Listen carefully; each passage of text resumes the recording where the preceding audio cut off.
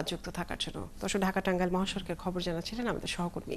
বঙ্গোপসাগরে লঘুচাপের কারণে পটুয়াখালী, রাঙ্গামালী সহ উপকূলীয় এলাকায় হালকা থেকে মাঝারি বৃষ্টি হচ্ছে। দেশের 4 সমুদ্র বন্দরে 1 নম্বর দূরবর্তী সতর্ক সংকেত বহাল রেখেছে আবহাওয়া অধিদপ্তর। সকাল থেকে রাঙ্গামালী উপজেলায় গুড়ি গুড়ি বৃষ্টি হচ্ছে, এতে বিপাকে পড়েন সাধারণ মানুষ। কোথাও কোথাও আকাশ আছে মেঘাচ্ছন্ন। আবহাওয়া অফিস বলছে বৃষ্টি চলতে পারে রবিবার পর্যন্ত। এদিকে লঘুচাপের কারণে চট্টগ্রাম, কক্সবাজার, মোংলা ও পায়রা সমুদ্র বন্দরগুলোকে 1 নম্বর দূরবর্তী সংকেত দেখাতে বলা হয়েছে।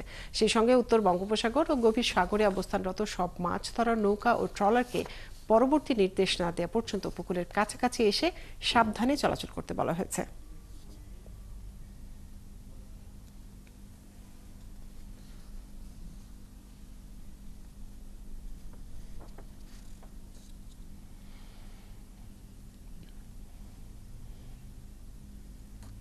এ বিষয়ে আরো জানাতে আমাদের সাথে যুক্ত হচ্ছেন সহকর্মী কামরুল ইসলাম।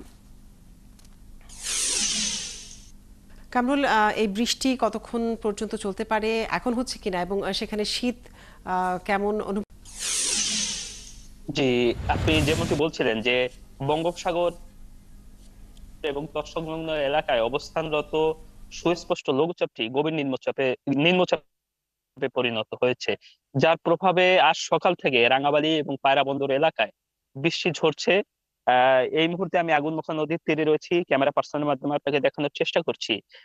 গুড়ি গুড়ি বৃষ্টি হচ্ছে এখন এই মুহূর্তে, তবে নদ নদী এবং সাগরের অবস্থা স্বাভাবিক রয়েছে। শীতের তীব্রতা রয়েছে, এবং আবহাওয়া অফিস বলছে যে এই নিম্নচাপের কারণে কিন্তু আগামী 5 দিনে আরো শীতের তীব্রতা বাড়তে পারে, এমনটি কিন্তু আবহাওয়া অফিস থেকে বলা হয়েছে।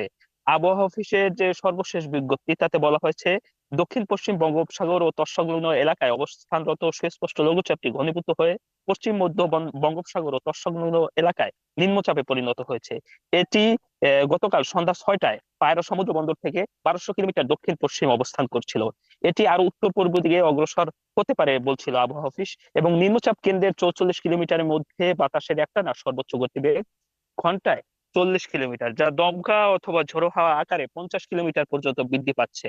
নিম্নচাপ কেন্দ্রের নিকটবর্তী এলাকায় সাগর উত্তাল রয়েছে, এমনটি আবহাওয়া অফিস থেকে বলা হয়েছে, এবং পায়রা সমুদ্র বন্দরকে এ কারণে 1 নম্বর দূরবর্তী সতর্ক সংকেত দেখিয়ে যেতে বলা হয়েছে।